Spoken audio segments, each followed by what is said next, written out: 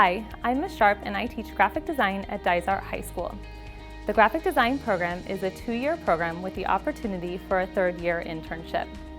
Students in this course will learn the principles and elements of design and apply them in programs such as Adobe Photoshop, Illustrator, and InDesign. This is one of my students' favorite projects.